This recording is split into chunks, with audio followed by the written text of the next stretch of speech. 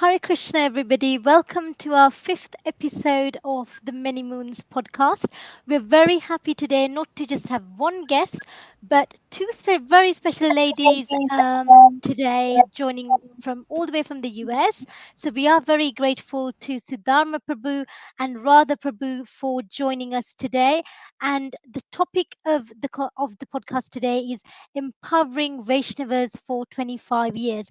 And there is some method to the madness for the topic. It is simply because these ladies have been literally and metaphorically empowering Vaishnavis for the past 25 years through the Vaishnavi Ministry. So, on the very auspicious occasion of the Vaishnavi Ministry celebrating 25 years since it was formed, we're very happy to have the existing Vaishnavi minister Radha Prabhu and the founding member Sudharma Prabhu that will be joining us today. And just for those of you that have not had the absolute pleasure in encountering these two wonderful ladies, I just like to introduce them formally. So Sudharma Prabhu is a disciple of Srila Prabhupada, and she's been practicing Krishna consciousness for the past 45 years. And throughout her devotional life, she has served as a Sankirtan devotee, an ashram leader, and traveled throughout the Pacific and northwest of United States and Southeast Asia, sharing Krishna consciousness through not just home programs but also community programs. She's also opened and operated Govinda's restaurant in Philippines and also bookstores to distribute Srila Prabhupada's books. Later in her devotional service, she's been active in ISKCON management and served as a North American GBC and Temple President Executive Officer. And she also regularly attended the international GBC meetings. In addition, she founded the North American and International GBC Women's Ministry for over a decade. And currently, given her health requires a rather reclusive lifestyle, but I'm not sure it can be classed as reclusive because she's been very busy at home producing devotional podcast and is currently working on, I hear, building a radio station. So far from a reclusive lifestyle. And Radha Prabhu is a disciple of His Holiness Mukunda Goswami and has a lifelong interest in issues concerning women and children. She currently serves as ISKCON International Vaishnavi Minister, which gives her the opportunity to work with ISKCON's governing body commission on issues affecting Vaishnavis. Her past service includes working with ISKCON Communications and Child Protection Office, as well as congregational preaching. And Radha Prabhu, during her day job, so to speak, is a graduate of the Harvard Law School and practices law in the United States with an emphasis on helping victims of domestic abuse. She's also a trained peer counselor for domestic abuse issues and previously taught at Chapman University School of Law at the University of San Diego Law School. So, welcome both, a very warm welcome to you both, and we are absolutely honored and delighted that you are able to join us today. So, let me kickstart our session today by just asking what the Vaishnavi Ministry's purpose is and why it was formed. Well, initially, when we formed the ministry, we were very concerned that the primary purpose was really to ensure that every Vaishnavi had an open door for performing the services that were important to them, that they were actually, talented to do and needed the opportunity to be supported in those services, to ensure that that we supported each other and that every devotee felt all the female devotees felt supported in our movement, and to ensure that the mood and attitude about the ladies, the opportunity for seeing the deities, for chanting japa comfortably in the temple, for giving class, for leading kirtan, that all of that was in place. So those were the initial reasons. Radha, did I miss anything? Why we wanted to have a ministry. And I have to say that, that it was really timing. I mean, Krishna really arranged for this to happen. I mean, all the pieces just kind of fell in place. And there was tremendous support for the formation of the ministry. It was really necessary at the time. I just want to add to that I have always believed that it is essential to have women's voices heard in a society in order for that society to properly care for women and children. And that was something that I saw as being missing in our society 25 Yeah. years ago. And that's such an important point, too, because, if you don't hear what's going on, you don't know. People don't assume that things get to the degree that they get because if they're not hearing, as soon as they hear, then they'll look at things differently. So, yeah, it's important. I mean, more than important, it's completely necessary. Thank you for bringing that point up, Radha. Sudharma Prabhu, thank you for sharing why the ministry was formed. Now, currently, if we look at, say, most temples in countries as the US, we see that there are usually multiple opportunities for Vaishnavis to do service. Vaishnavis can give class. We know that in the States, there's also several Vaishnavis serving as, temple presidents. So at this point in time, it seems that women are actually in quite a favorable position within ISKCON, and we also hear that they feel that they are included, and they are also appreciated and respected. Mm, But we do know that that has not always been the case in yeah, historically in ISKCON. So why, if we're at such a good place now, why is it important to remember some of the difficulties and the challenges that Vaishnavis have faced in the past in yeah, ISKCON? yeah. Well, first, I'd really like to say that, the ministry was formed 25 years ago. So if you're 35 now, you were only 10 when the ministry was formed. So that means that you may or may not, if you were born in the movement, you may have some possibility of remembering that, there were days when there were no women temple presidents. There was no chance in many temples, no chance of standing up close to the deities during Mangal Artik any of the Artiks. We were always supposed to stand in the back. Things like that. I mean, I don't have to recall everything, but, in essence, we went through a period that was a lot more difficult for the ladies. And so having had that experience, it's very easy to understand why we need to remember it because things can change. They've changed to where they are now and they can change back again if people don't have, a conscious understanding of the values and what's important and why we must hold on to that and what has happened in the past and even perhaps how that happened. And then also, too, we want to be able to do better because we're doing better now and our situation is better. It doesn't mean that we should lose our vigilance about caring for our God sisters and ensuring that, all opportunities are given for complete absorption and service and for respect. Sometimes the problems and dignity and integrity. I mean, sometimes we may not have the same exact problems, but there can still be difficulty in terms of integrity and understanding what protection is. I think you want to talk about that a little later, about women feeling whole and being able to express themselves.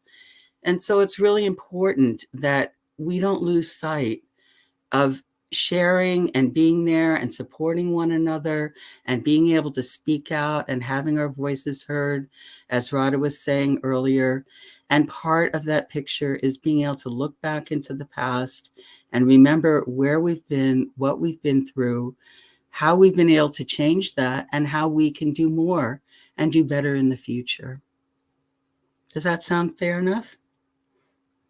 If I could just add something, Yeah, please. I'm 60 years old, and I'm starting to be really shocked at how quickly things are forgotten. It seems like after 20 years, the people who were involved in a situation generally aren't around anymore.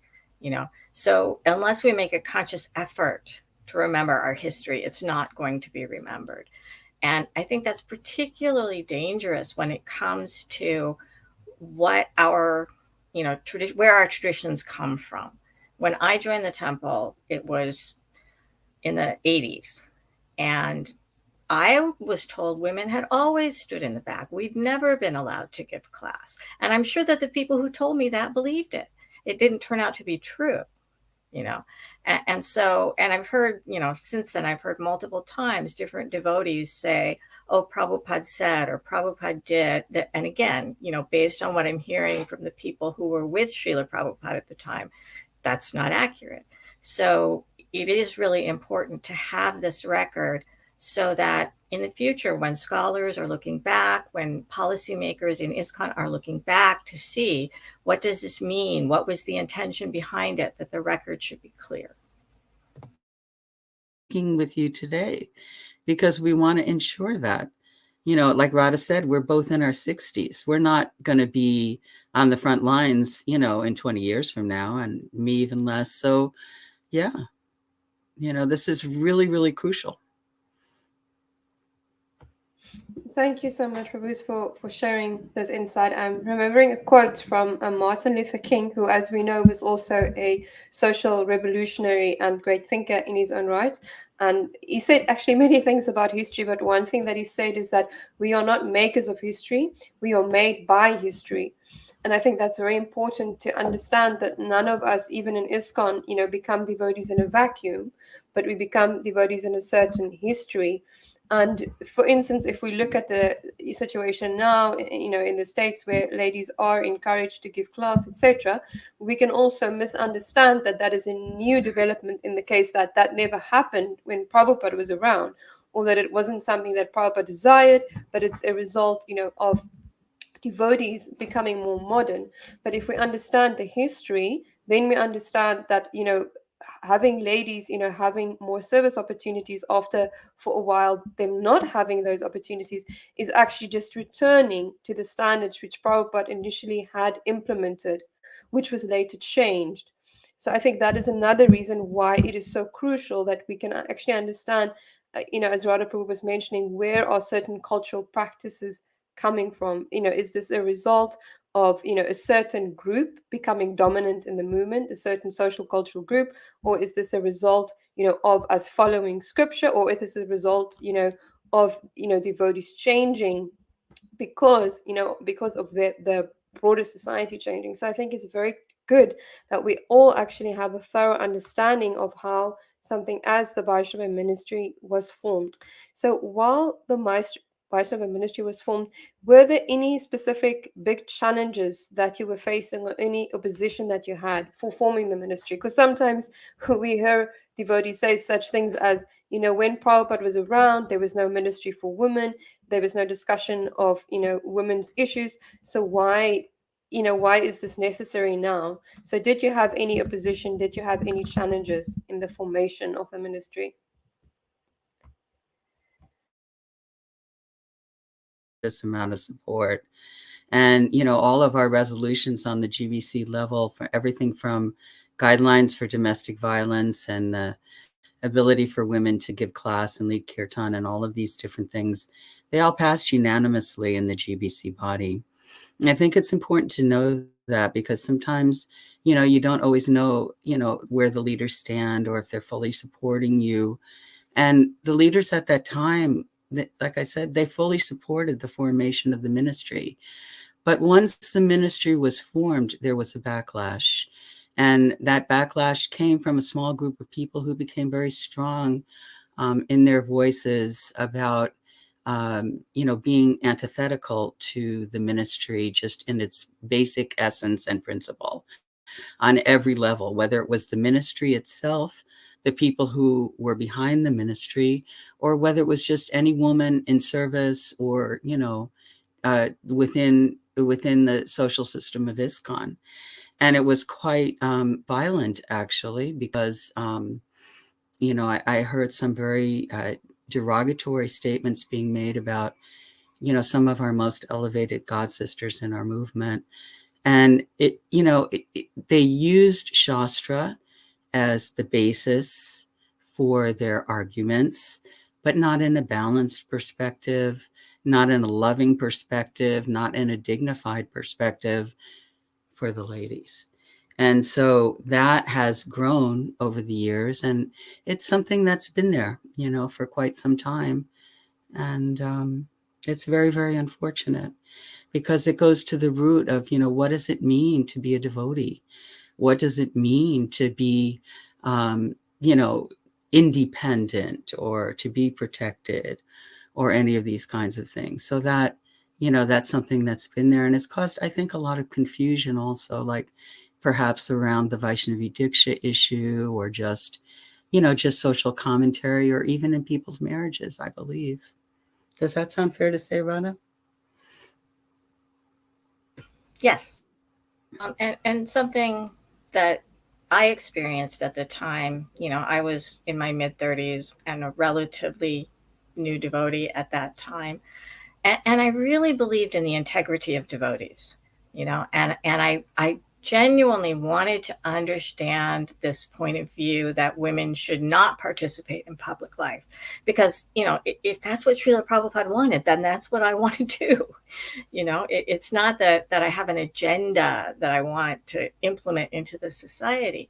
And I entered into what I thought were good faith discussions with some of these men, and later found out that they actually had no intention of, having any meaningful dialogue, that they had an agenda to try to expose us for something. And that left me with the belief that anyone who argued against, equal access for everything was deceitful and didn't have a real philosophical basis, which wasn't true. Actually, Prabhupada did say women have to be protected, that there has to be a balance in our society. And it wasn't until within the last 5 years, as the Vaishnavi Diksha Guru issue became, more publicly discussed, that I actually heard people say things that made me say, okay, let's reconsider your point of view, Radhadasi, because yes, there is an argument on the other side. And I just think it's such a shame that these men back in the 90s couldn't have that kind of discussion and thought that they needed to use unsavory tactics to manipulate ISKCON. Thank Upsetting God sisters that I loved and adored, that, Srila Prabhupada loved and adored, and to, use derogatory terms, which are so shameful that I don't even feel comfortable to share them. I found that very discouraging and very hurtful. So I think that one of the biggest important lessons that I've seen in the midst of everything that we've done, in terms of the Vaishnavis, is that no matter who you are, Prabhupada said, it's not just us who are family, the trees, the birds, no matter who we are, that we always lead with dignity, with concern for integrity, with love, with affection, with support in everything we do in our society, everything, not just, the Vaishnavis, but everything that we do. Thank you so much. That was such a lovely response. But one thing I wanted to pick up on was I'm not sure this is just something that's been there in the 90s. And sadly, I don't think this issue of people not knowing how to respond to, others that they don't hold the same viewpoint or opinions as themselves, is a kind of unknown phenomenon, because we always see, different people, particularly nowadays, this comes in the form of, keyboard warriors typing behind a keyboard.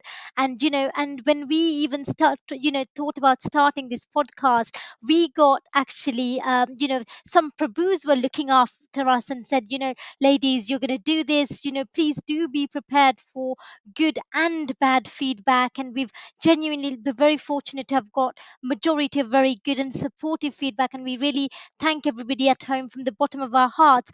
But how do we, as Vaishnavas, actually, from the lessons that you learned through your experience, how do we learn to tolerate each other's views and actually discuss these differences in a more productive manner?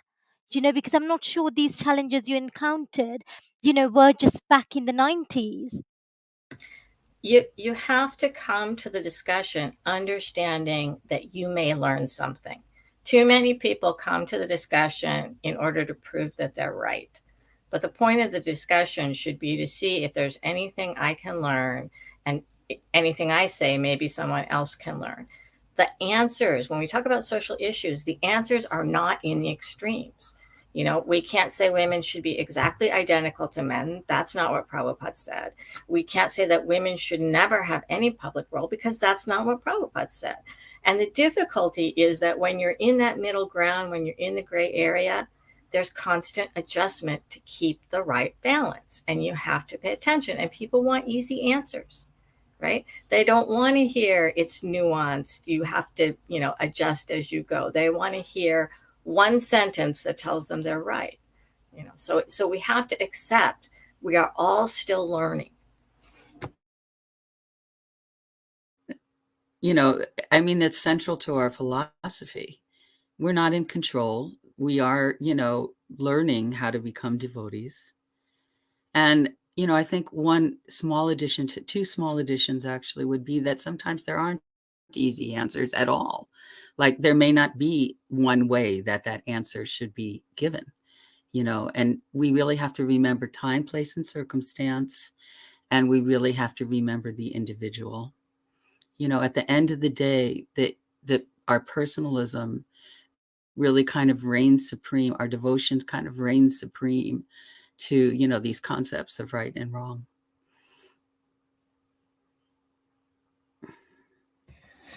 Thank you so much, Prabhus, for you both highlighted the importance, of, I think, approaching these difficult topics with an open mind and not entering a discussion, trying to convince the other or to even, win the argument, but to actually listen and to think about, solutions according to the time, the place, and the circumstance.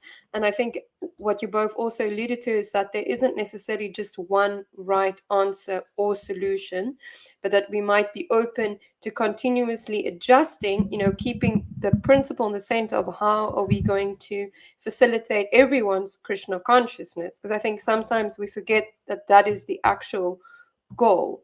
And we might start prioritizing something else, like traditional gender roles, which might not always be optimally facilitating everyone's Krishna consciousness. There's something else which I did note, is that you said that initially, and I think this is very important to know, and I also think this is encouraging, that the GBC did initially encourage and support the formation of the Vaishnava Ministry, and they were also in support, for instance, for legislation or policy with regards to domestic abuse and so forth. However, thereafter, you did express that there was a backlash, and maybe not from everyone, but it seems there was resistance. It seems there was antagonism towards certain Vaishnavis in the ministry, or other Vaishnavis maybe affiliated to the ministry. So one of the purposes of the ministry initially was actually to address abuse specifically against Vaishnavis. So I wanted to ask you, can you maybe elaborate on different types of abuse that we can have, especially with regards to a religious institution? Because sometimes we think, abuse is something what is very obvious. One person is physically harming another person.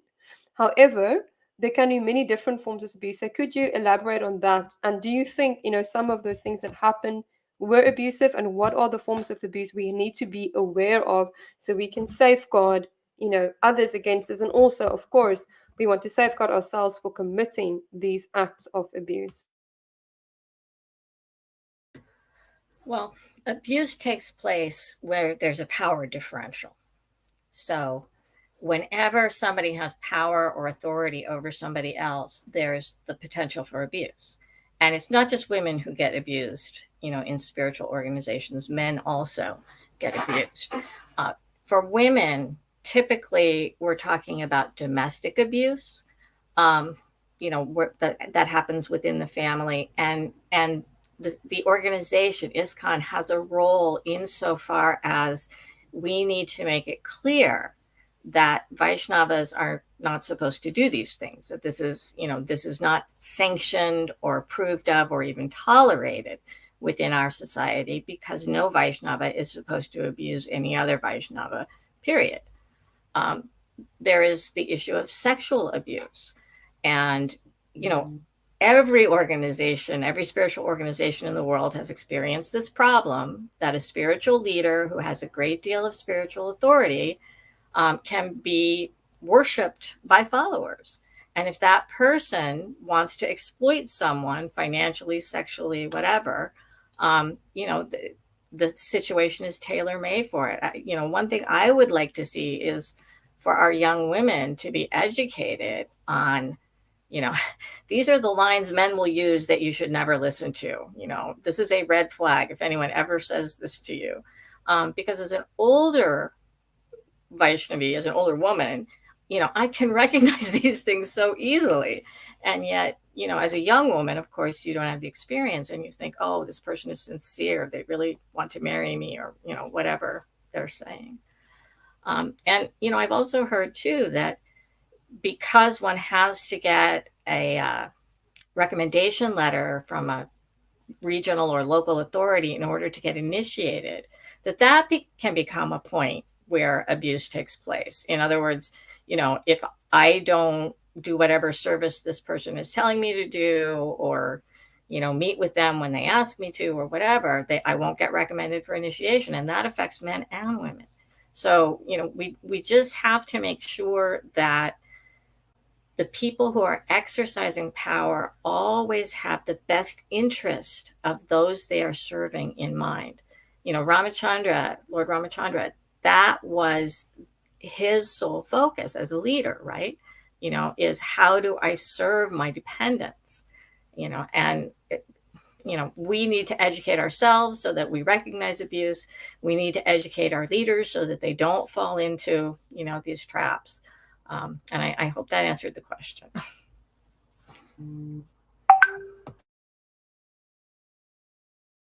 Radha, which is the subtle emotional, just kind of denigration or minimization, or, just like throwing all women into a category. You're all women. Things like that, take place in a way that isn't as identifiable as domestic abuse or as, leadership abuse. But then there's also just the basic concept of devotional life, that we're not controllers and we don't own anything in this world. And that includes each other. Sometimes in the name of Shastra, there is a concept of ownership between the husband and wife, of the husband's ownership. But Mahatma Prabhu circulated a very nice quote that I cannot give you accurately, specifically, but he certainly can, from Srila Prabhupada himself, early on, maybe it was late 50s, 60s, it was, much earlier, that specifically addresses that, the relationship between the husband and the wife, that it's meant to be mutually supportive, that it's meant to, that there's no control, and there's no ownership. I shouldn't use the word control. That might not have been there, but that there's no ownership between the two individuals, and that it's mutual, respectful, and, supportive. So that is the general mood of devotees anyway.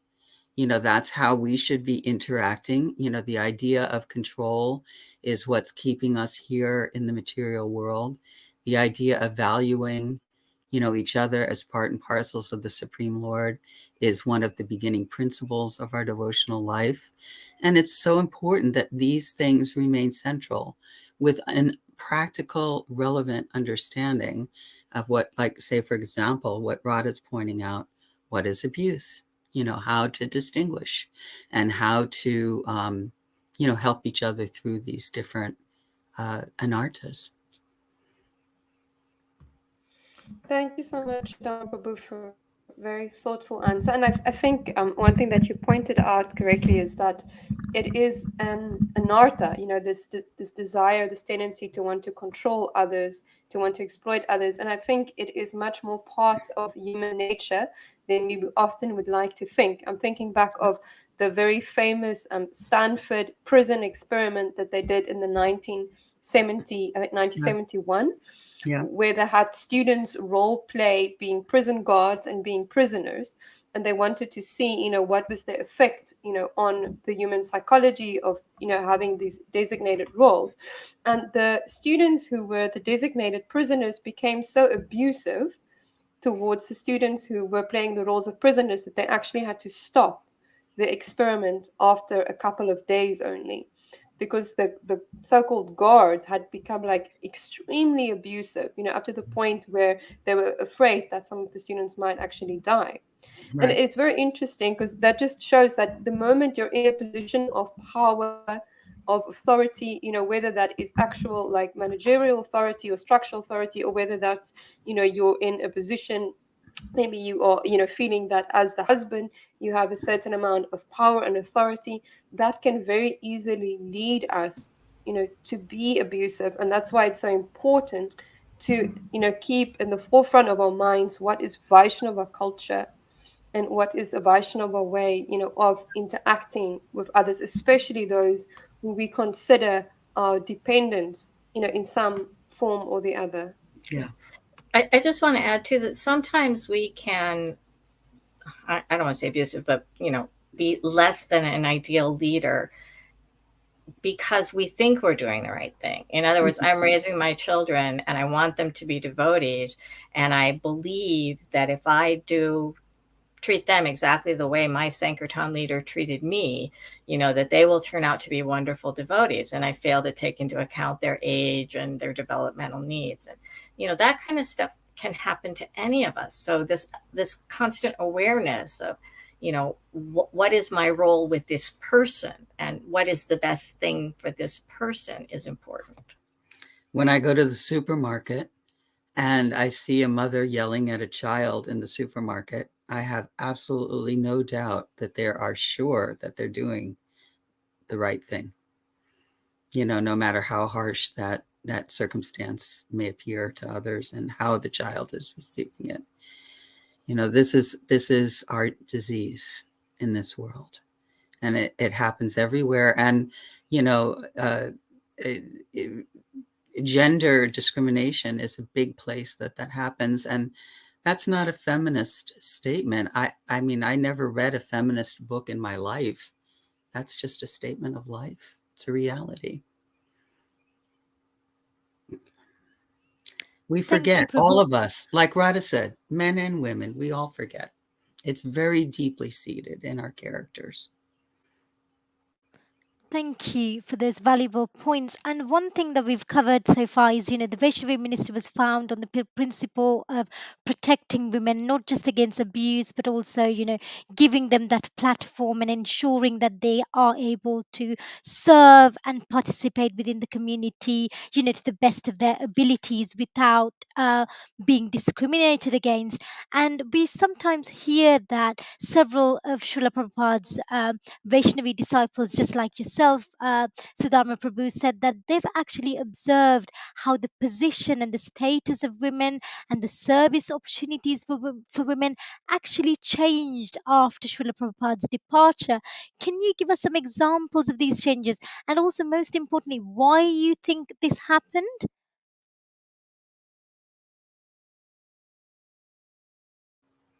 Sudharma, you have to unmute too when you speak. Oh, am I don't think I'm muted, am I?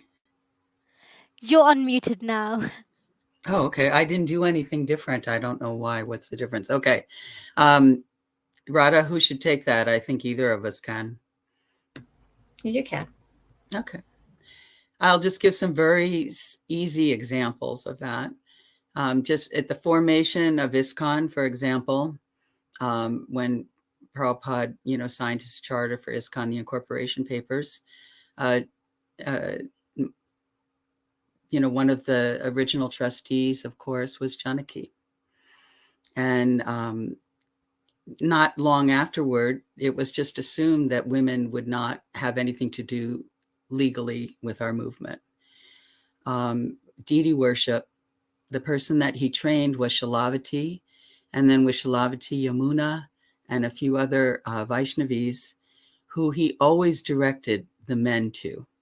Then we came upon circumstances where women were not allowed on the altars at all or able to perform that service. Just simple things like speaking in a public assembly. And right from the very beginning, someone like Jyotir Mai, for example, not only was she speaking philosophy, extremely intelligent, but she was also the original, the original translator in France for Srila Prabhupada. And, because of her intellectual capabilities, and he recognized those things. Later on, it was assumed in many circles, in many ways, that women's intellect was always less than a man. And we just know that there are more differences amongst individuals. You can't, while there may be commonalities, you certainly can't, just classify everybody in every way and say men are always smarter than women, because there's all different types of intelligence and all different types of ways that that's applied and all different levels of insight. So, whether it was on the service level or on the capability level, things changed. The ability to stand in front of the deities changed. No women in management. And then that changed back. And I think in large part to the effort of the ministry, to be very, very honest, because that's where it was all spearheaded, and that's where the energy coalesced and came together. Is that fair enough, Radha? Can you add to that? Well, definitely there was a change, and I think a lot of it had to do with devotees trying to base our society on what they were observing in India, without taking into account that our movement is not, we come to Krishna consciousness through a social revolutionary, Sri Chaitanya Mahaprabhu. So, again, there's always that question of balance. We are a traditional society, and at the same time, we recognize that traditional categories do not limit a person's ability to do service or make advancement in Krishna consciousness. And I just want to say, too, that when women began to be given these service opportunities again, these leadership roles or public roles, they did them well. And that's why they were allowed to keep doing them. Yeah. I mean, you ask some of the people who, like, say, for example, Anuttama has 5 of his 7 temple presidents in the States are women. And he's just like, and I'm so grateful because they do such a good job, And it's true. I mean, in Under Vrindavan, Mukhya, the different individuals that are doing these roles. I mean, the communities are flourishing. So, yeah. But I Radha, did I interrupt you? Hello, Radha? No, you didn't. You didn't. Sorry. Okay, because I'd like to add. I hope I can remember now. I'd like to add something to that. Yeah. When things changed in our movement initially, away from the more open environment, the more the more friendly environment, the more feeling of family, that kind of thing, a lot of it was due to the fact that the men and women started associating in a way that was becoming overly familiar. And, Srila Prabhupada was concerned about that. Like, he wanted everyone to have their integrity, but he didn't want us to be, overly absorbed in, subtle sexual interests. So, he taught us and made some distinctions about some mood of separation and, being respectful. And, there's different instructions that have been lost over the years, actually, about that, including the use of the term Prabhu and different things. And then simultaneously, the men were taking sannyas.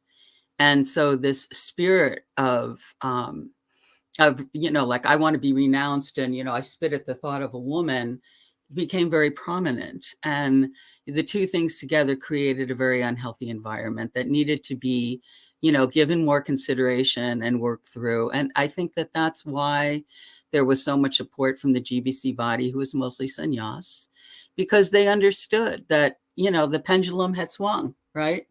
and it had gone too far in another direction. And so that's, again, going back to this point of remembering our history and what we've seen and what we felt and what we've experienced, so that we don't, have to just like trudge through the extremes, as Radha was pointing out, over and over again. Thank you, Prabhu. And naturally, when you hear people talk about protecting women and, making sure their voices are heard and they're not being discriminated, we all love labels these days, don't we? So, one thing Vaishnavi Ministry keeps getting labeled as repeatedly, and I'm very new to the movement, but, you hear the word Vaishnavi Ministry and some people roll their eyes and, say, oh, they're a bunch of feminists. So, why do you think people call the Vaishnavi ministry and sometimes its representatives as these bunch of feminists, where or that they actually represent nothing but feminism? Where do you think this came from?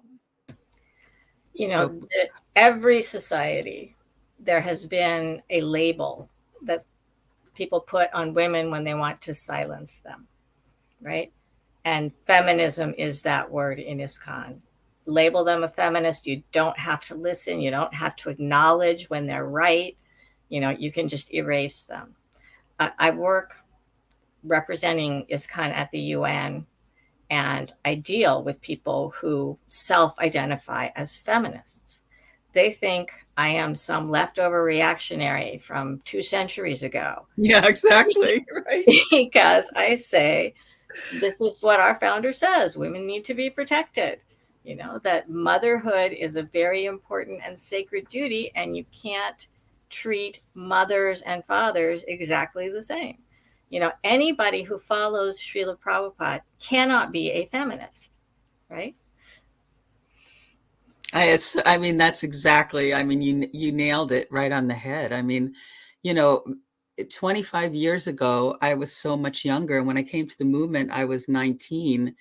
And, I had seen the ugly side of, interaction between men and women. Like, I was so ready to put that sari on my head. Like, and I didn't talk or even know what the men in my temple looked like for like 10 years. And that's the truth. Totally the truth.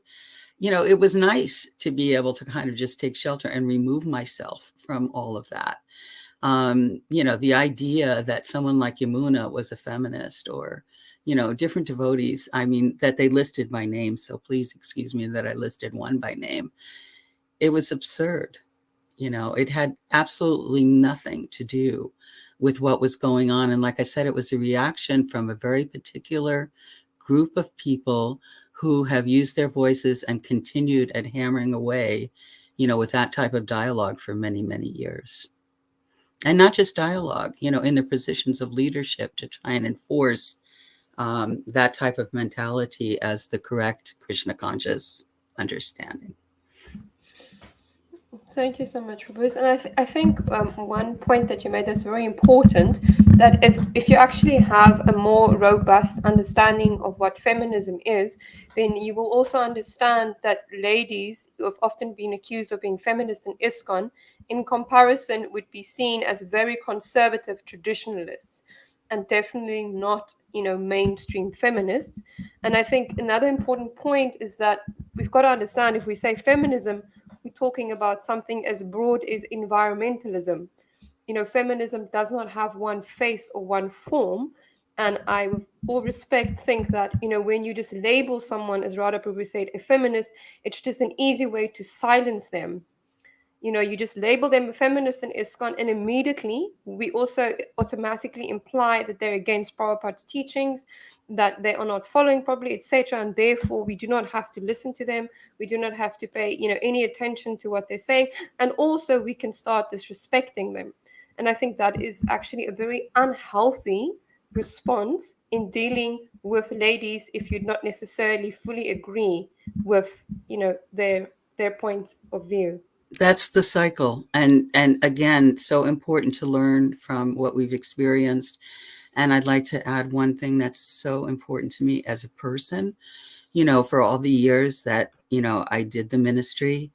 I already told you how I had perceived my social standing in the movement. I was very reserved and didn't interact with the men on any level for many years.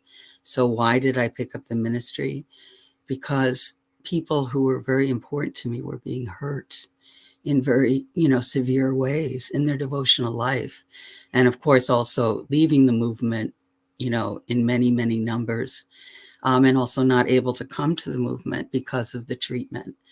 And so, that's why I come back to all the time supporting one another, caring about each other, sharing our dignity, sharing our integrity, sharing our love. You can do many, many things when they're done with love, and you have to, forsake many, many things when they're not being done in a loving mood, just because of the pain that you're creating. I I think hope very that's fair to say. Yeah. I think one very important point, which I really wish the devotees that, unfortunately accuse, you and others of being feminists could hear, is that the Vaishnava ministry was not started at all for your personal ambitions. It was as a reaction out of your concern and your heartfelt care for other Vaishnavis. And, seeing Vaishnavis leaving the movement, seeing that there were barriers for other young women joining the movement, and that is why the Vaishnava ministry, was created. It is to facilitate Vaishnavi's service. It So is I think Vaishnavi Ministry, by the way, just so you know, not Vaishnava. It's yes. called the Vaishnavi Ministry. Yeah. Thank you for those very valuable points. One other thing I wanted to pick up was that Radha Prabhu mentioned, the importance of protection of women, and the Bhagavad Gita itself mentions how it is very important for the society as a whole to protect women, because it's the degradation of the woman, not the man, that actually results in the destruction of social order. And so, what do you understand this protection of women to be? Because I'm sure, we can think of all sorts of concepts, but from a Vaishnavi perspective, what do you understand to be the protection of women? Well, first of all, if you look at that section of the Gita where Krishna is talking about the degradation of women in the purport, Srila Prabhupada describes how the older members of the family should engage the women in religious rituals in order to protect them. So engagement in devotional service, is right there at number one. If you look at, how Srila Prabhupada protected women, he did not say to the women, stay home, right? And your husbands will go out and do service. He sent the ladies with their husbands. He sent the ladies in pairs. It did not require a man's physical presence or staying within the confines of the home for a woman to be protected in Prabhupada's eyes.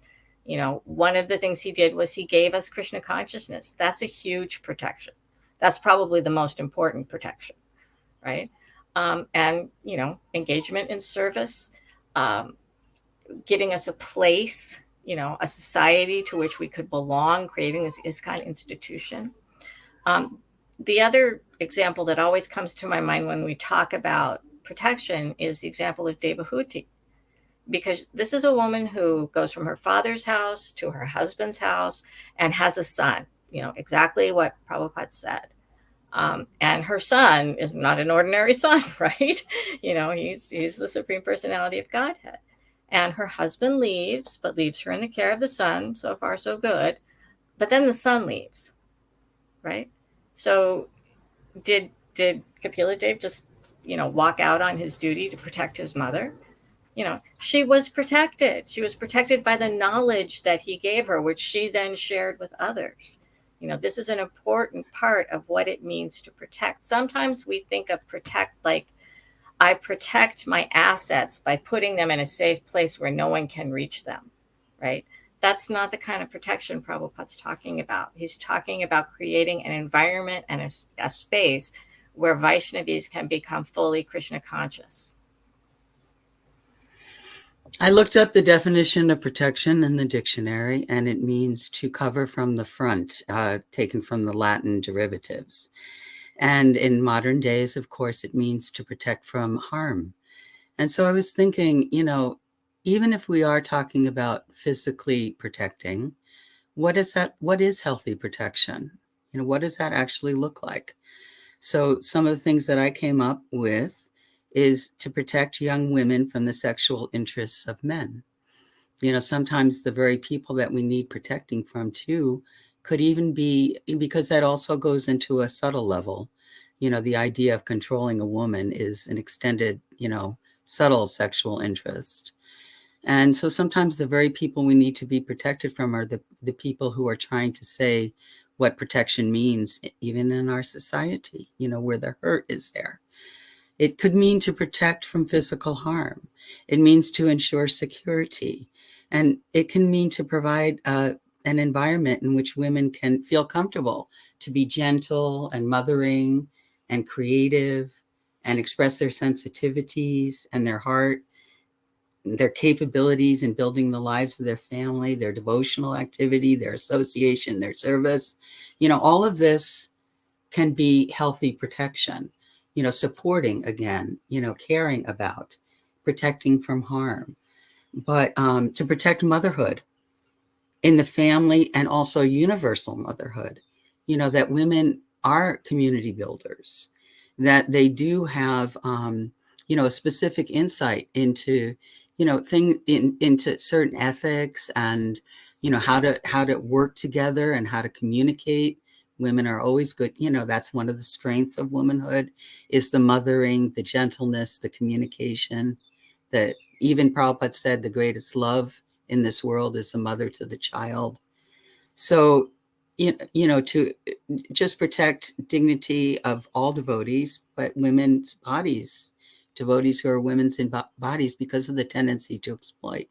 So those things can all be healthy, but they have to be done with love.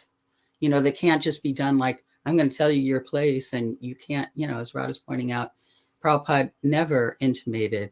And as soon as he met us, as soon as he began engaging us, I mean, me personally, I was out on Sankirtan, which meant that I was living in a van out, on the streets, going to football games and after football game parties and all kinds of different events. And as the money was coming in, which was extremely substantial from the women in our movement, I could give you numbers, but that's not what this conversation is for. No one was complaining. No one was saying anything about that. But, then later when the women kind of kicked back a little, when things changed, then all of a sudden, our what the idea of protection was shifted with that. So, I hope, again, I'm saying something that's fair to say, Radha. Yeah, it's definitely accurate. So you just covered that protection should be healthy protection, but is there such a thing as unhealthy protection? Well, it goes back to that idea of we are here to help each other through loving exchanges become Krishna conscious. That's the whole point of our organization and our society. So, I mean, I definitely protected my children in unhealthy ways sometimes when they were growing up by telling them, you can't be friends with that person. You can't go to this place because I worried, they're going to be exposed to who knows what if they have non-devotee friends or, go to a non-devotee party or whatever. And I didn't understand that simply keeping them out of the situation didn't allow them to develop the skill to resist the situation, that there was a much better way of handling that. And, of course, our leaders have made mistakes. Everybody makes mistakes, Right there in the Bhagavad Gita, one of the 5 fallacies, right? Yeah, exactly. It's like, yes, there have been mistakes. But for us to have an open discussion, about what protection means, about what is actually helping people become Krishna conscious and what stifles people's Krishna consciousness, that's important. And I think that's one reason, why the Vaishnavi Ministry helps the society as a whole too, because this is an issue that primarily and directly affects women, but it also affects men. Oh, very deeply. I mean, we are very interconnected, starting right with the family unit, but also in the temples and everything we do in our outreach, everything. It's all very interconnected. I wrote down something for me. I was thinking, so what is an unhealthy protection? And I think it stems from, as I've been saying, from our impurities. To whatever degree there's a tendency to want to control or denigrate or minimize. And however that plays out, that's where the root of unhealthy protection rests.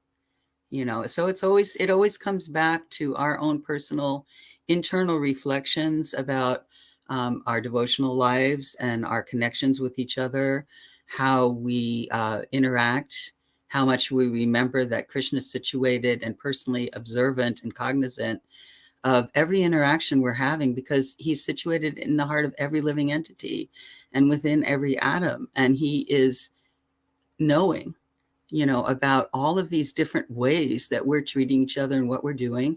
And that's why we're here, to work that out, not to continue to exacerbate it in the mood of devotional life.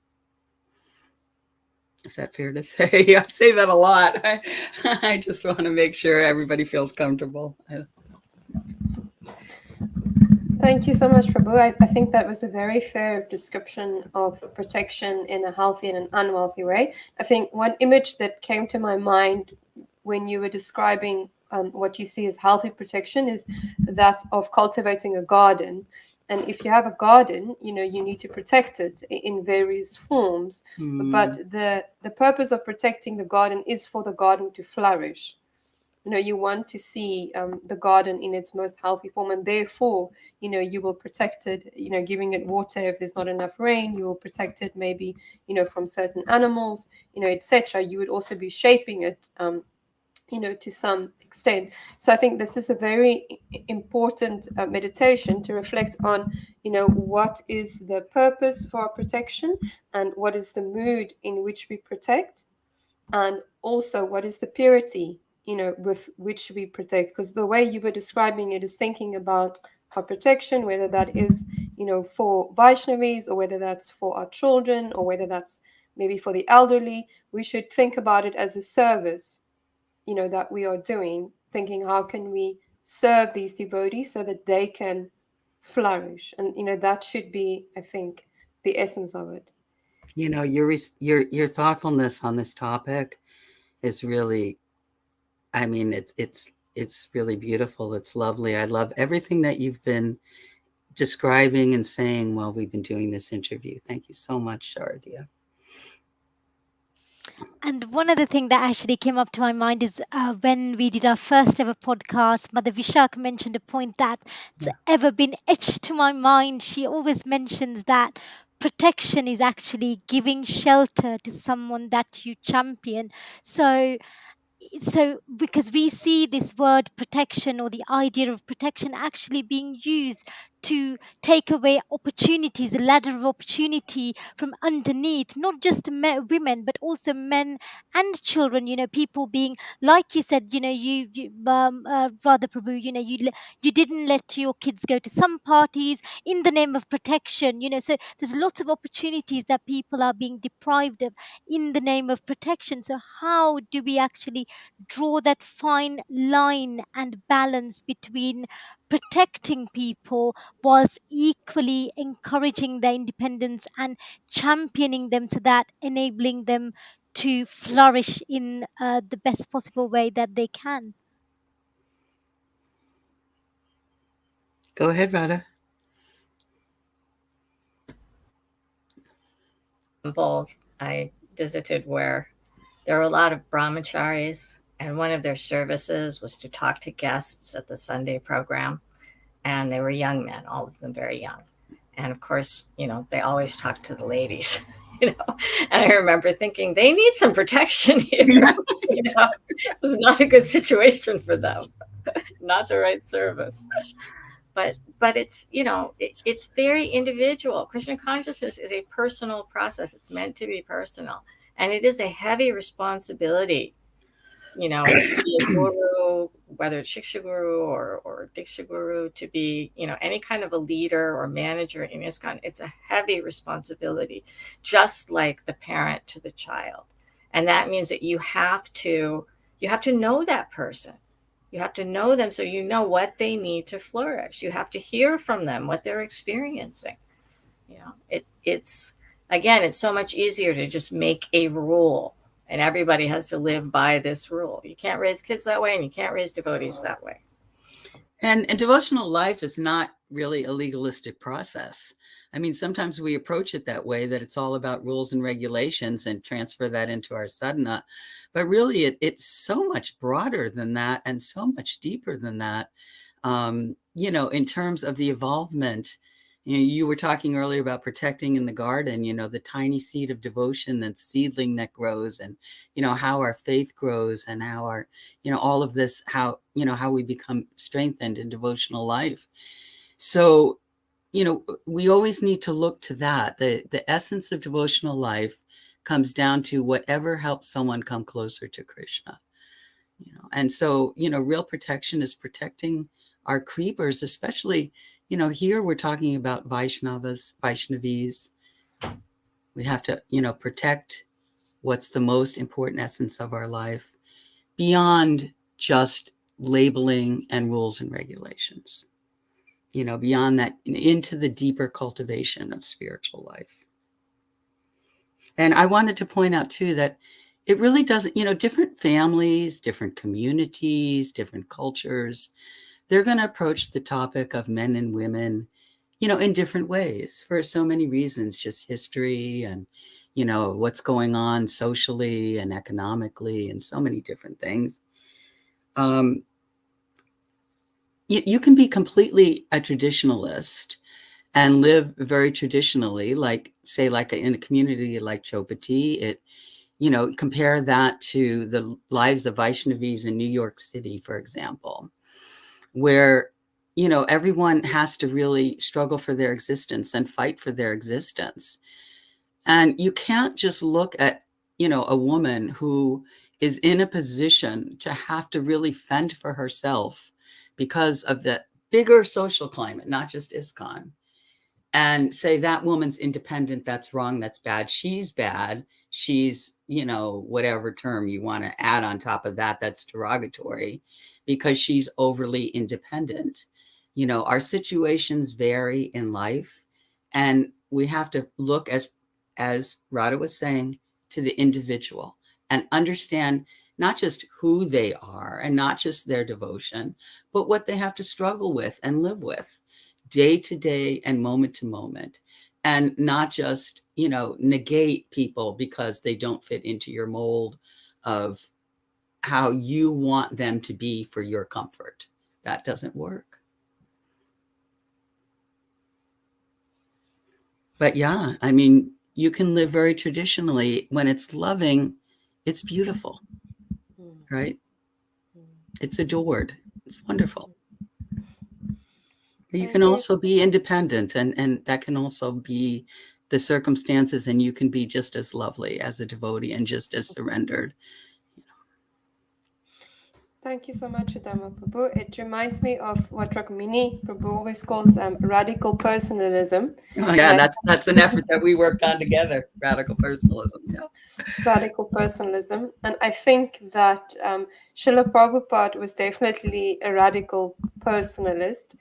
And, as you said, he didn't have like a blueprint, formula for how everyone has to be devotee. I mean, of course, we've got the essence there with the chanting of the 16 round and, our 9, main processes of devotional services. But I think around that, Prabhupada allowed for a lot of diversity. For instance, you explained how, ladies as yourself, and I know many other ladies in the early days, were out, literally out there on buses doing Sankirtan, and in many cases, being more successful than the men, just in terms of, how many books the ladies distributed. But at the same time, it's not necessarily that Prabhupada, would expect that, from a lady coming from a very traditional household, in, say, Mumbai. But I think that that's important to note, that Prabhupada did not expect, either the people coming from what he said was like a more liberal background to conform to a very, very traditional background, either, or for the traditionalists, to radically change the way that they live necessarily. I think Prabhupada was expert in engaging people according to their nature, and also according to, as you said, the broader, society and culture in which they are functioning. And connected to that, we do see that in some devotee circles, there's a great emphasis now being placed on women, playing a very traditional role, and the emphasis is also on women, exclusively basically serving the husband. And it's sometimes even taught in such a way that, that is how you make progress in your devotional service as a Right. woman. It Right. is through this exclusive process of serving the husband and the children. And it's not that we're against, the motherly role at all, but we see that in our line of Vaishnavacharyas, sometimes there's actually a different conception. I'm thinking of this example from Srila Gaur Kishore Das Babi Maharaj, and he was approached by one of his former brahmachari disciples who had gotten married, and he then told Srila Gaur Kishore Das Babaji Maharaj that he had gotten married, and he asked him for some instruction. And then what Gaur Kishore Das Babaji Maharaj said, I find very illuminating, because he said to this gentleman devotee that you must work, you must earn money and buy all the groceries, and then you must give it to your wife so she can cook, and either you or she can offer the boga. And then after the boga has been offered and the arti has been done, first your wife should take prasadam, and after she has taken prasadam, then you will take a remnant.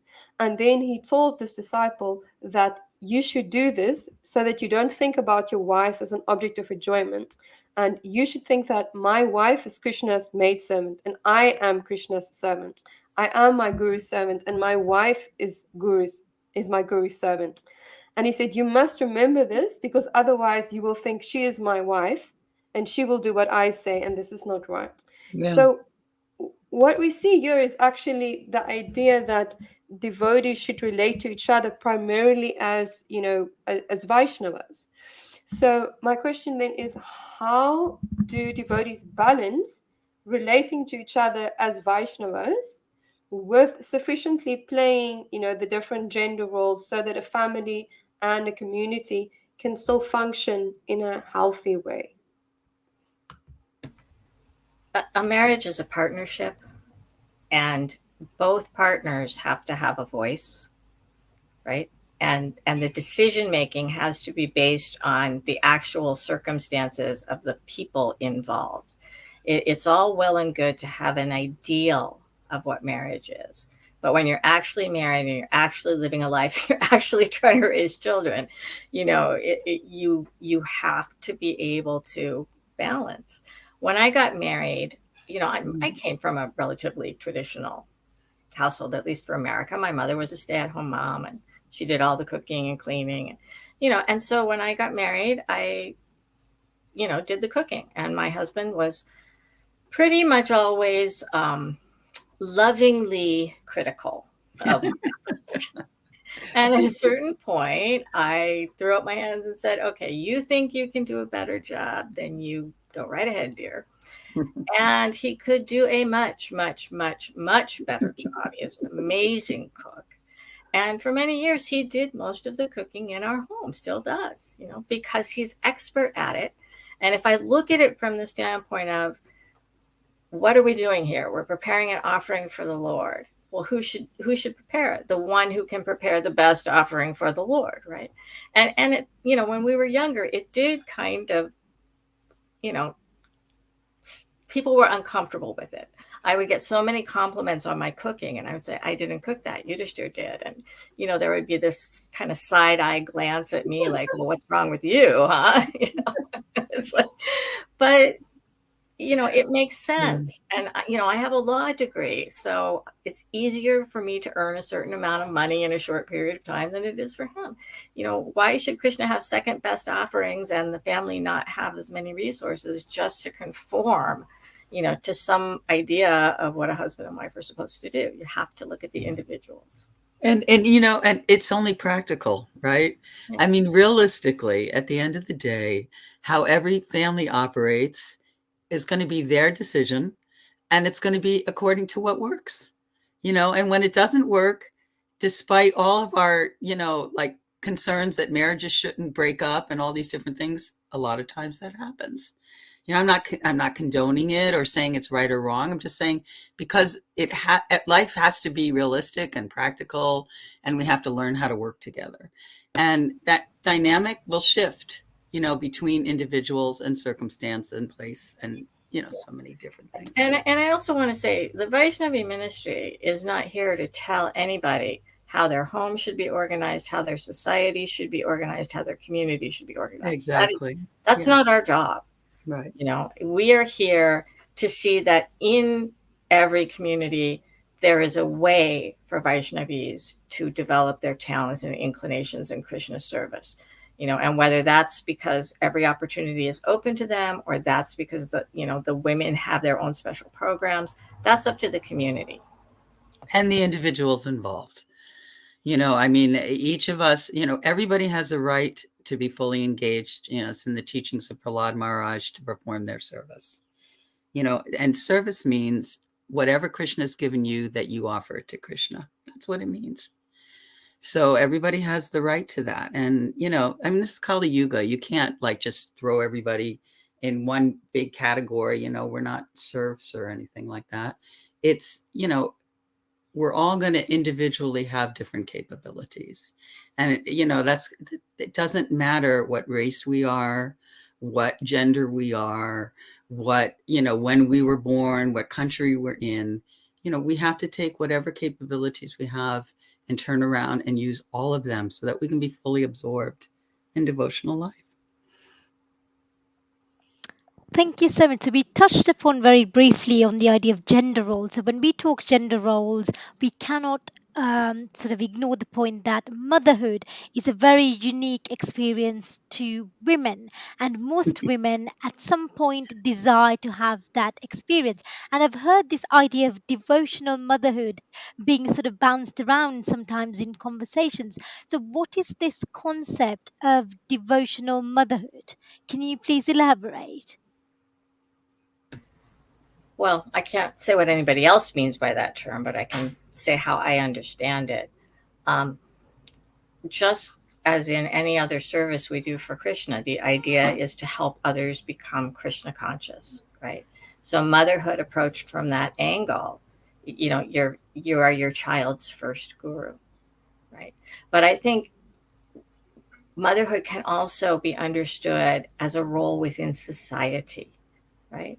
And if you think about it, women have a great number of years of their lives when they are not actively raising children, before they become wives, and after the children are grown. People live longer than they used to, in the recent past anyway. And there's a lot of time and a lot of talent to be offered, even if one has played, the traditional stay-at-home mother type of role. And so what is it that women bring to the community that, how do we act as mothers to the community? Well, our brains, because of the hormones our bodies produce, our brains actually are slightly structurally different from men's, right? And there are certain things that we have extra brain power for: relationships, building bonds, understanding others. These are talents that not only, are they quote unquote feminine talents, but there's a physical, biological reason why we're better at them. Mhm. And so we can bring that to the community. Many times we think that our children that we have given birth to are the only children we have a responsibility towards, you know. But there's so many people in our societies that need mothering. So many young people come to ISKCON and they don't have the support of their families. You know, people may, lose a parent, or their parents maybe have, you know, difficulties, or there's a crisis in the family. There's so many times when the mother energy, we can lead with that and reach out to people in our community and make sure that they're taken care of. Make sure that the mother who just had triplets, has a helping hand, and the, older man, older widower who lost his wife, make sure that he's getting meals, and so many other ways.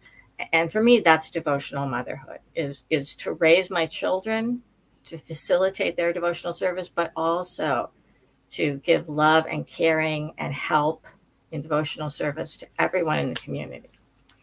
Well, and two, you see something like you see in like an older couple, and the husband's getting riled up about something, and the wife is going, "Calm down, dear." There's just a tendency, amongst the women to, as in so many ways that Radha just pointed out, to want to ensure that we are a community, that we're not fighting, that we're not being polarized. And I'm not saying that carries out with every individual in every way, because we obviously see that it doesn't. But there is that tendency in there that we want to make sure that, we continue to keep our relationships intact. And that's necessary. That's the beginning of community. It's also the beginning of family. Thank you so much, Sudharma Prabhu. I think you just shared what also has been found in studies about women in leadership and management, and that is that women are usually the ones that build the community, whether that's in an organization or, whether that's in a social setting. But it seems to be something that, women are in general, more naturally adapted to do naturally.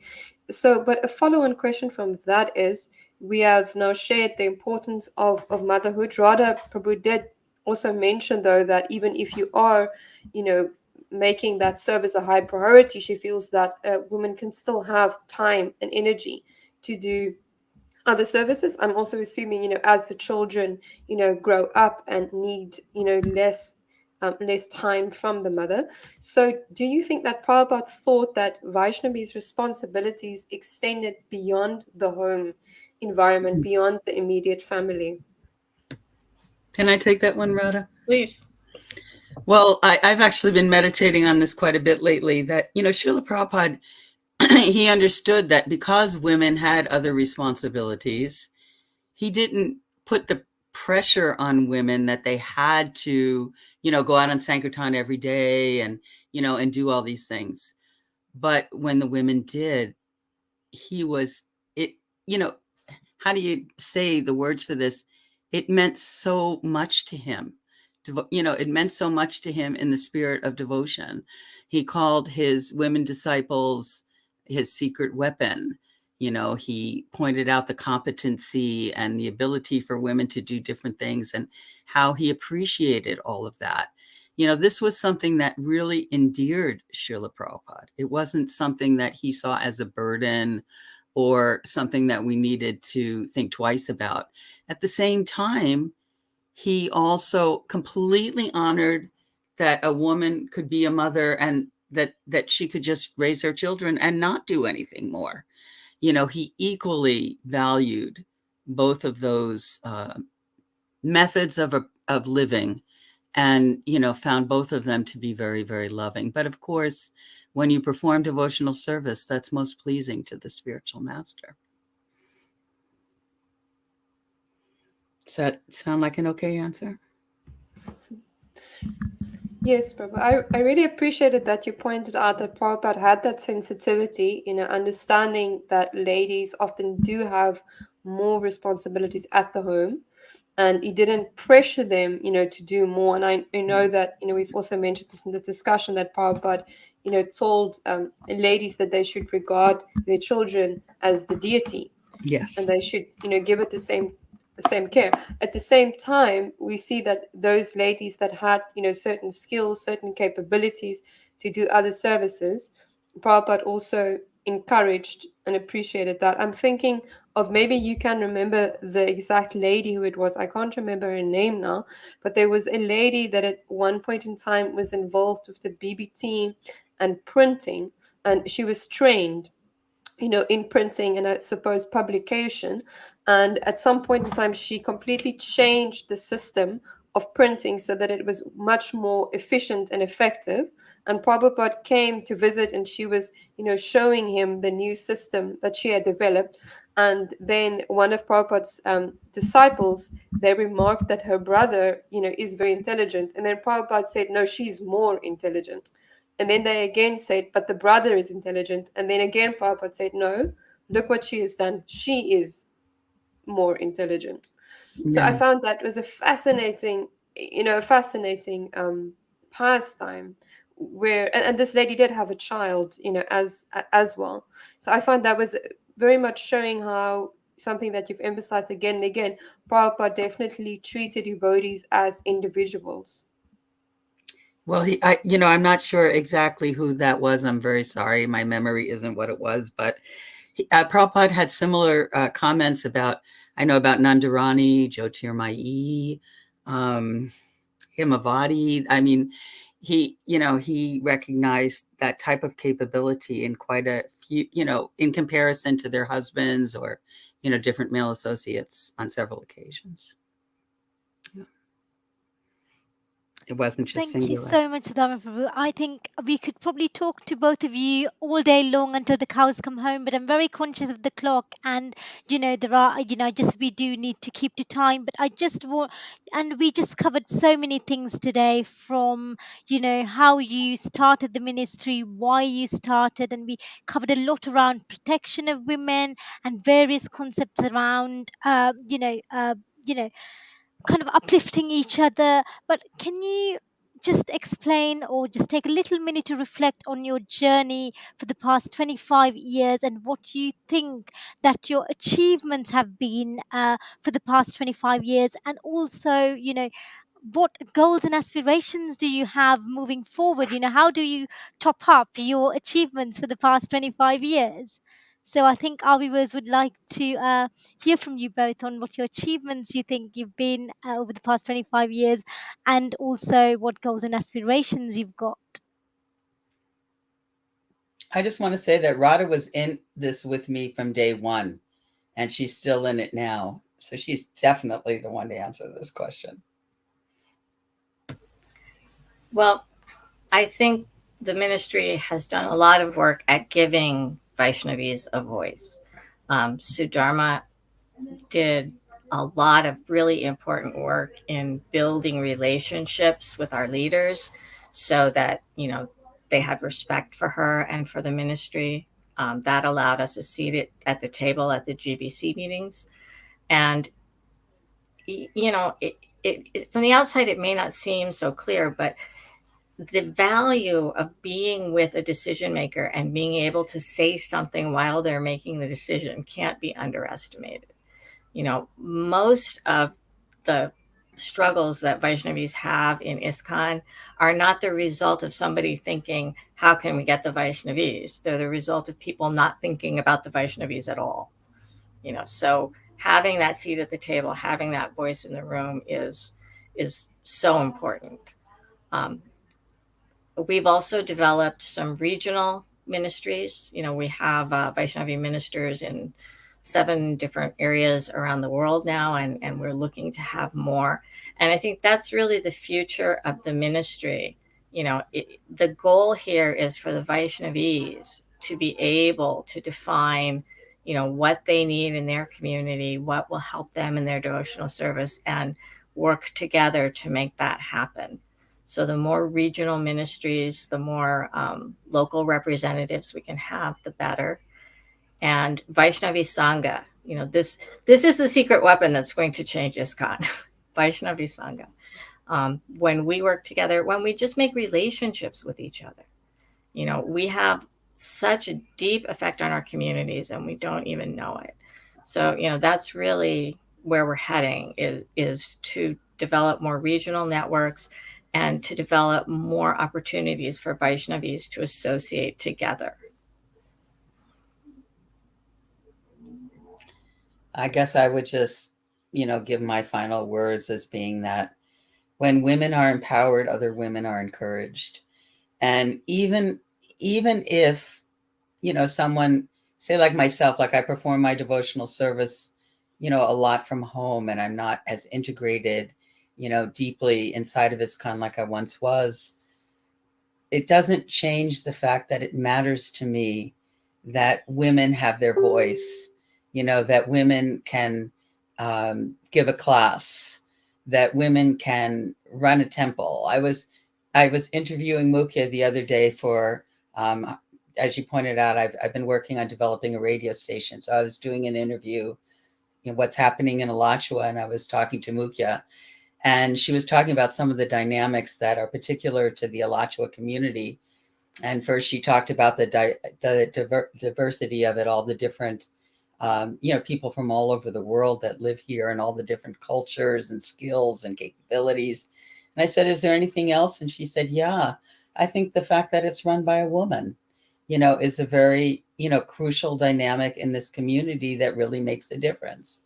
Because when we see that, others can do something fabulous, we're inspired to do the same thing, and it's very important that everyone feels connected, and that everyone feels courageous, and that they can do something, they can do something that really matters. Everybody needs that in their heart and soul. Yeah. And I think that the ministry, well, some may not recognize that because maybe they didn't see the changes that were initiated through the ministry, or didn't, experience the energy when all these different things were happening and the changes were made. They may not think that the ministry, has done that much, but it really is really quite the opposite. A lot of women came together. So many women came together to make this experience be what it was. And not just women, the men. I think that the men, really understood it so much that they really carried, several of the men were really responsible for carrying the Vaishnavi Diksha discussion through so many years in the GBC body. So, when you have a focal point and you have a place and a way for people to stand up and make a difference, more people do it. And it's important. Yeah.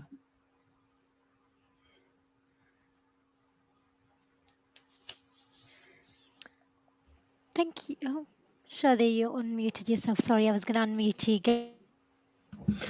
Prabhu, I just wanted to say I really appreciate this vision that you have, and I think that we should cultivate, as aspiring devotees, is that when we see someone else empowered, and when we see someone else, offering their service with joy, then we should actually feel enlivened by that, and we should think how we can appreciate them, and we should think how we can encourage them, because often we see that instead of that we might rather feel a sense of jealousy, or we might want to compete with them, or we might want to criticize them.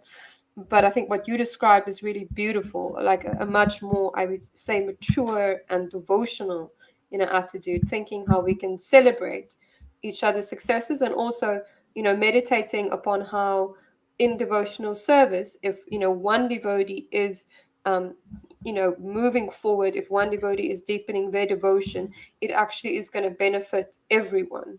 I mean, if someone is going backwards, that's also going to become a challenge for everyone. So I think that is a beautiful vision. I'm aware we've got quite a few comments and questions from our live audience. So we would just like to maybe share two of those questions with you. And I think Dee wanted to ask the one. Sorry, I'm unmuted. So this is something actually that I've been grappling with sometimes, or it's come up in conversation a lot of times. We've had a viewer, Pradyuman Das, that's asked why use the terminology Prabhu for Matajis, and he says, I think it's empowering for women, any Vaishnavis, to use the actual term Mataji or Didi. This exemplifies the position of women in one ashram. So would you like to enlighten us why we Me. call each other? Radha, Go go for for it, it. Radha Yeah. Prabhu, go for it. All right. First of all, read Srila Prabhupada's letters. Read his letters to his Vaishnavi disciples because he calls them Prabhu.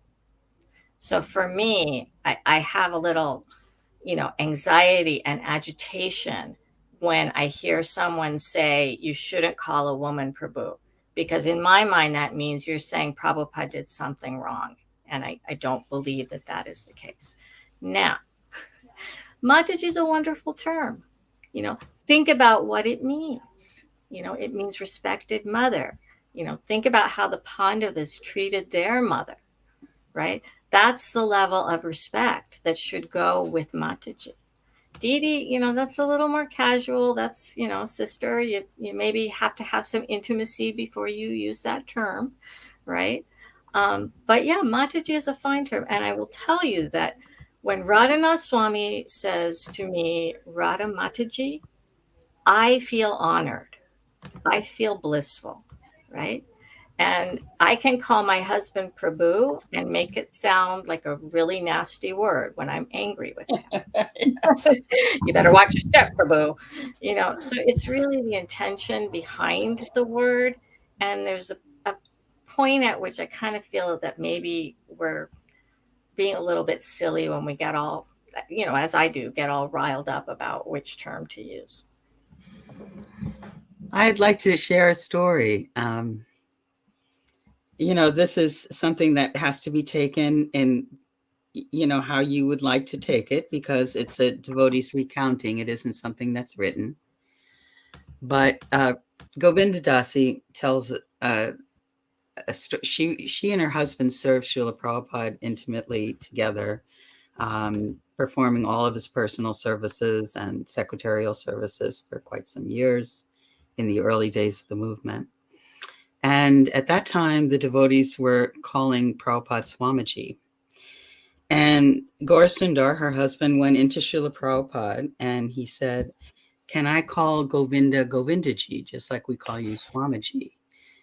And Srila Prabhupada, and this is when this change actually took place, Srila Prabhupada said, actually, this is very informal and really not the best way for us to address each other. Better that we call each other Prabhu. He said, you should call me Prabhupada because I am your Prabhupada and you are all my Prabhus. And he was talking specifically about Govinda, not about men. And he said, you're all my Prabhus and I am your Prabhupada. You should call me, Srila Prabhupada, A.C. Bhaktivedanta Swami Prabhupada. And so that was a universal introduction from Srila Prabhupada to two of his disciples about the terminology of Prabhu and about how we addressed him as a spiritual master and how we addressed others. And it is in the Chaitanya Charitamrita that we all see each other as Prabhu. So the idea of calling each other Mataji is a beautiful term, as Radha pointed out, or in the early days, I never heard that term. We used to call each other mother. But, and that was the way that Prabhupada introduced it, that you see each other as mother. And, sometimes that was used like that.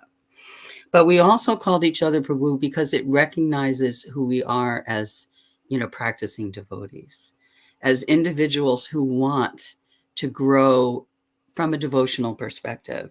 And so, our roles are many. Sometimes somebody calls me mother. Sometimes somebody calls me Devi or Prabhu or recognizes my devotional life. Some people call me sister. Some people call me daughter, because we all have different roles and different times and places and circumstances. And this idea that we can only use one term, for everybody in every circumstances, and you can't be called this. And then to turn around and say, you're just attached to your position. That's why you want to be called Prabhu. Well, we're not attached to calling ourselves Prabhu. I mean, no devotee should be that. But perhaps we want to recognize one of our God sisters' devotion and sacrifice and service. And that devotee is not my mother. She's my Prabhu. When I was young as a devotee, everybody used Prabhu for every sentence. Get fired up, Prabhu. Go out on Sankirtan, Prabhu. Time to do this, Prabhu. Don't be in Maya, Prabhu. And now people are saying, oh, no, women were never called Prabhu. As Radha pointed out, it's there in the letters, but it was there in every moment of our existence in devotional life. And I'm sure that if you weren't a Vaishnavi, you may not have heard or even maybe used that term as much. But it was certainly extremely prevalent, at least in the communities that I lived in devotional life. So just wanted to Thank you share. so much both for so beautifully elaborating that point, because it's something that we get asked a lot, and that gets thrown around a lot. So thank you ever so much for bringing that personalism, talking from your experience, being proper disciples and living with those disciples and devotees. So I think it's so important that we explain these things with actual context, and back things up with evidence, so to speak. So thank you ever so much for shedding light on that. Sharadia, you had a point or a questions to ask? I just think it's also important, to reflect upon how the meanings of words do change, given the social context. As Radha Prabhu was pointing out, that she could speak to her husband and still call him Prabhu, but then it's not necessarily, in a very respectful mood if she, is having a certain feeling towards him. And I think Sudharma Prabhu was pointing out that, it's also good to be called mother sometimes, or Mataji. It really depends on the relationship. Now, because I'm from South Africa, I'm very much aware how certain racial terms have really changed over time. Like, for Mm. instance, in South Africa, during the apartheid era, people were called black and they were called white. So, I mean, there is nothing inherently wrong with, the word black. It literally just means a dark color. But because that word was used during the apartheid era, and that era was an era where there was extreme discrimination against people, who were classified black. Now in South Africa, people prefer not to be called black. We have to call people, who are dark skinned, who are indigenously from Africa, we've got to call them African. But at the same time, in the UK, people do not appreciate being called African. They Right. prefer to be called Black British. Now, there is nothing inherently wrong with either the term Black or African. But because of the social context, certain people have developed a sensitivity, to being addressed that way. And I think we cannot ignore that. So I think that's another important aspect, that we've got to be sensitive in a certain context. What is an individual's preference, and what does that word mean to them, in that, like, in that specific community? What weight is this word carrying? And I think for that reason, we've got to be sensitive. And some ladies might not want to be called Mataji, not because they're against, the word, or against being a mother, but they've had some difficult experiences, which for them is connected, to that term. So I think that is something we've also got to be sensitive about. Not only the experience that we've had within our movement and our ranks, but when I joined the movement back in the very early 70s, the word mother was used in a derogatory way, just in common everyday American slang. You called someone mother, there was, more to it than just, it wasn't meant to be a pleasant term. Mm. So, yeah, like you say, the meanings of words change. The important thing is the respect and the dignity and, the understanding of each one of us as individuals serving Krishna, and that Krishna isn't within my heart, just like he's within yours. Prabhupada said that so many times. It's just the body. That's going to change in a few years. Why are you so concerned about that? So we have to remember that, not to be, like you say, overly absorbed in some of these formalities and some of these, uses of words, but, to see them in the right spirit. Absolutely. Now, just one last question. I think we've had a very thoughtful question from one of our viewers. Not exactly sure what their name is. I just see on Facebook they're called T.E. Cooper. And they say, Hare Krishna, thank you so much for this beautiful offering. So inspiring to see Sudharma Devidasi and Radha Devidasi together.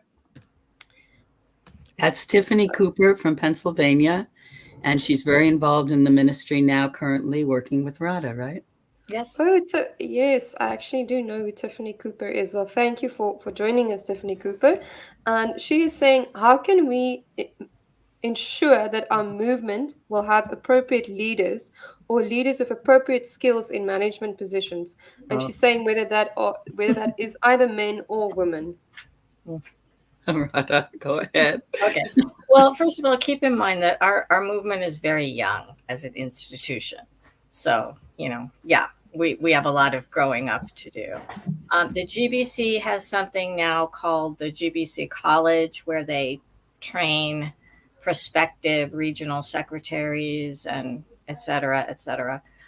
They have also increased the standards for becoming a GBC so that you are required to show competency in a number of different areas, finances, all kinds of things, before you can be a GBC. So there is an effort going on to professionalize our movement. That's important.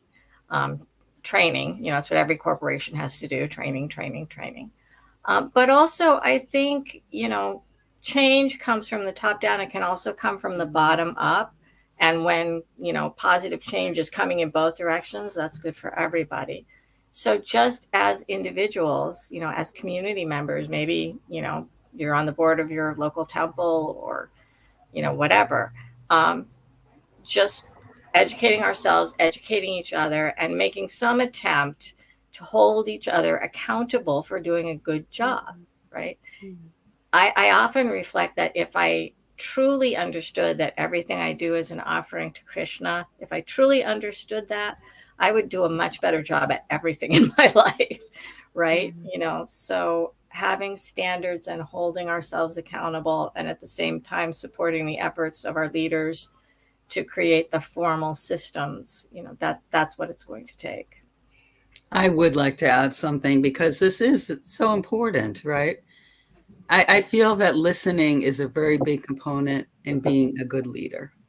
Right off the top. If you can't hear what people are saying when they're trying to tell you, what's going on around them or why there are problems, that's going to create a lot of confusion. So, being able to hear in a very personal way, again, the radical personalism, accompanied with, empathic listening or, being able to understand, these things are very critical. And as Radha's pointed out, training, you have to give people the tools.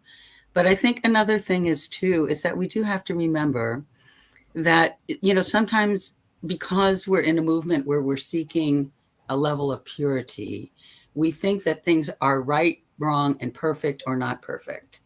And our leaders are people. We're all people learning. And all of us are going to do good things and not so good things. And sometimes those things are going to be worse than others. And I'm not condoning these things. We have to be able to, be, again, reflective of our own character, nature, develop our ethics, understand what devotional ethics are, which I hardly ever hear anybody talk about, but are there, like in the characteristics of a devotee. And, every ethic that we offer to Krishna is, of course, devotional and not material. We need to really be reflective and think about these things and hear and listen and take criticism and do all of this. This is like, we need to be thinking about this a lot.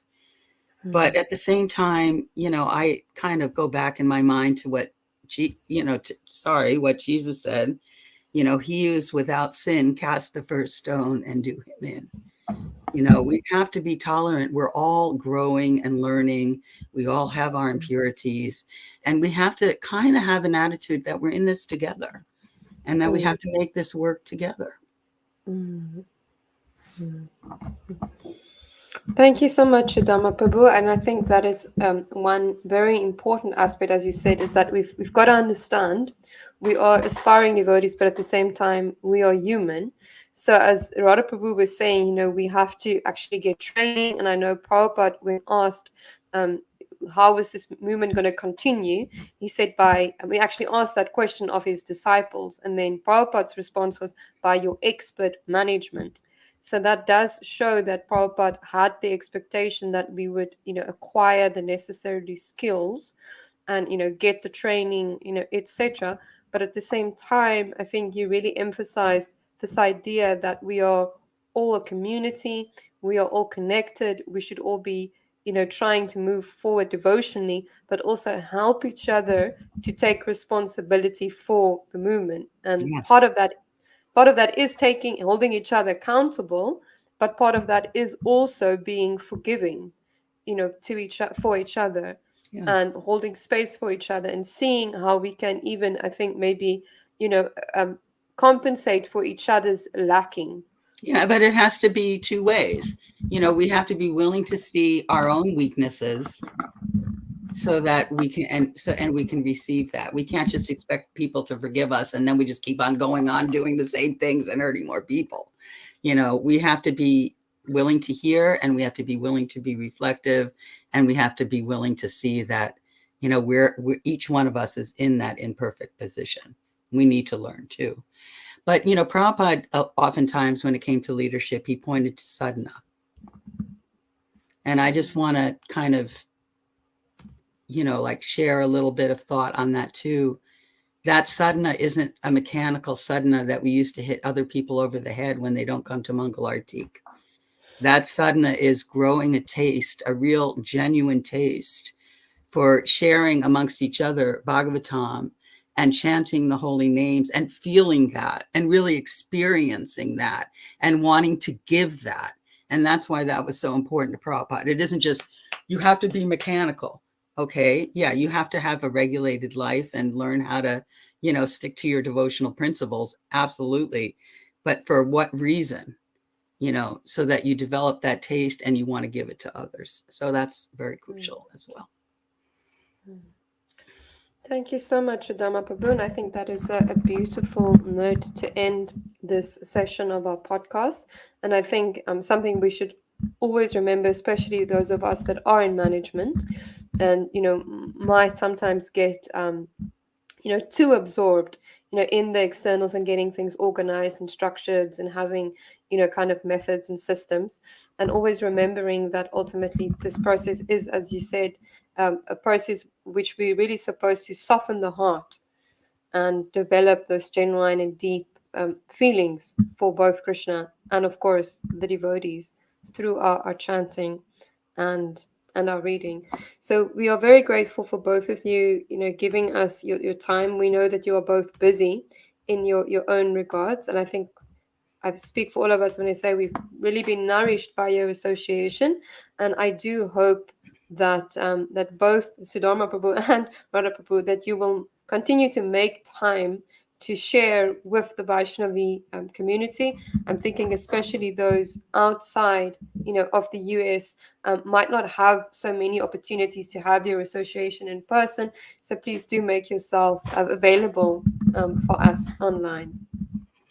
I want to say that 25 years, what we're celebrating the sacrifice, the service, the integrity, the dignity of so many wonderful devotees who have walked in this movement and done, like if you hear their stories and you know who they are and you've seen the results of their activities, for me, in my heart and mind, that's what we're celebrating as in the 25th anniversary of the ministry. Yeah. Right. Some of my wonderful god sisters. Oh my goodness. And you younger ladies, what you're doing here right now, Yes. and what you've been doing, for years now. And we hope you will continue to do Yeah, and we carry pray. forward. We pray that you will continue to, make space for Vaishnavis to speak and to learn from each other. And Sarah Dear Prabhu, you do such a wonderful job. We lost her, but you can pass along my message. She does such a wonderful job of interviewing and summarizing what we're saying that, I will come and speak whenever she asks. She will promise to sum up what I'm saying so well. Yeah. Yes, that's a quality she's mastered down to a Yeah, T. She puts your own words better than you ever will. So exactly. Yeah. yes, Yeah. Yeah. I that don't is. know. I don't know if she knows what it feels like to be on the other end of that and hear her speak. It's so, I don't know. It's not only heartwarming, it's uplifting, it's satisfying, it gives you hope. It's really nice. Yeah. No, but thank you ever so much for the both of you for joining us today, and we sincerely hope we could have you in the future again to talk about other various issues that are pertinent to Vaishnavis. And thank you so much for all your work for the past 25 years, for pretty much dedicating your lives in service to, like you mentioned, Sudharma Prabhu. You said you did it not for yourself, you did it for the other ladies, and it's so admirable, that you've dedicated so much of your time, and you, Radha Prabhu, to keeping up that mission alive. And yes, just a very big thank you from the bottom of my heart. And thank you, everybody at home, for watching and your comments and questions. I'm very sorry we couldn't get to every comment and question, but I hope you will join us for our next session. But until then, hope you all have a lovely rest of the evening, and thank you very much for joining. Hare Krishna. You facilitated so beautifully. Thank you very much. Thank you. All right. Haribol. Bible.